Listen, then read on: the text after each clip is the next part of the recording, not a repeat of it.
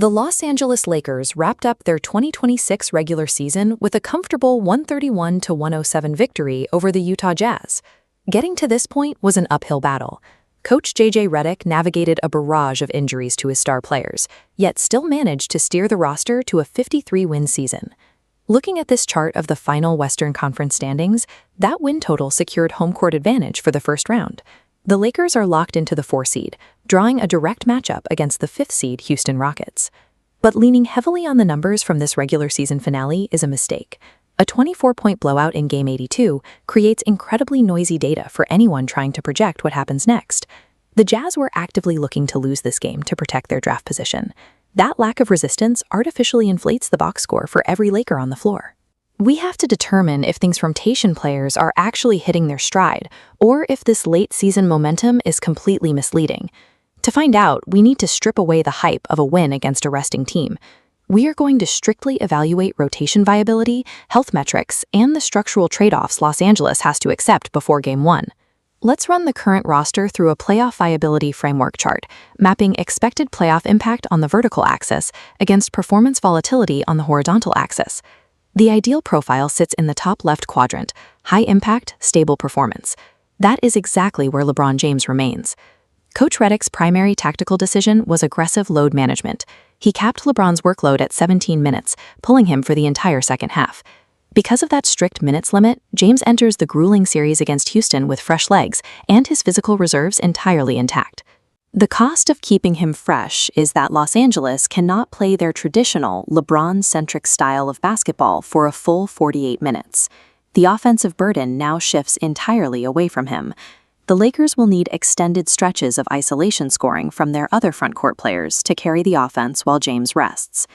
By prioritizing the physical preservation of their star, the Lakers have traded a top-heavy offensive model for one that relies entirely on their depth.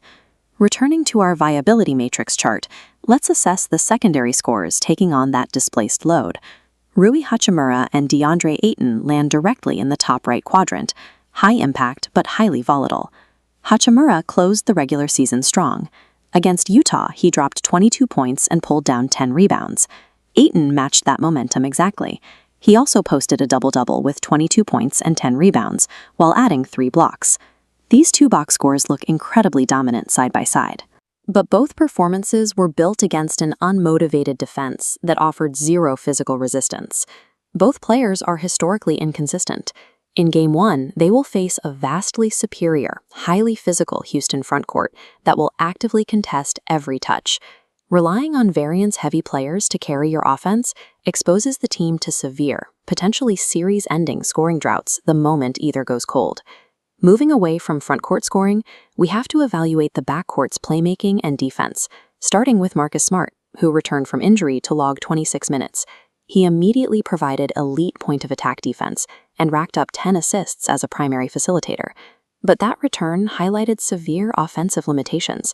Smart shot just 1 for 7 from the field and 1 for 5 from deep. This schematic shows exactly how Houston will exploit that. Their perimeter defenders will intentionally sag off Smart, aggressively clogging the paint to cut off driving lanes.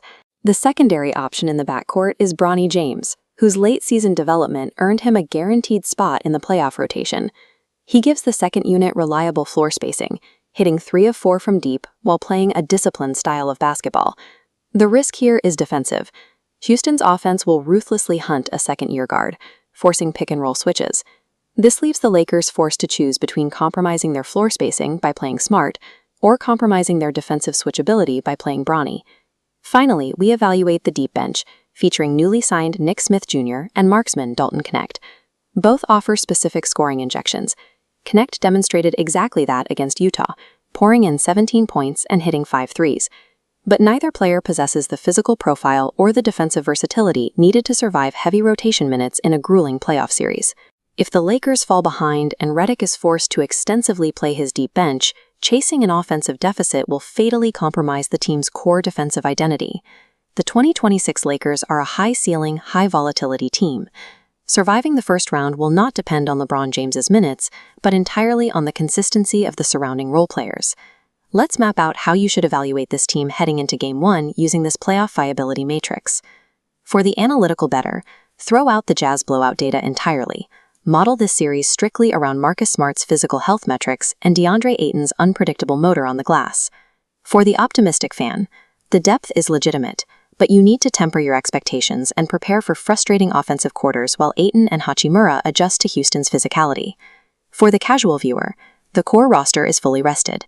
Bronny James has earned his spot as a legitimate rotation piece, and the team's defensive stability has returned. The table is set. JJ Redick's regular season maneuvering worked exactly as intended to secure home court, but the margin for error against a locked-in playoff opponent is now razor-thin. Those 53 wins are history. The Lakers' high-variance gamble will be immediately tested the second they step onto the court in Houston.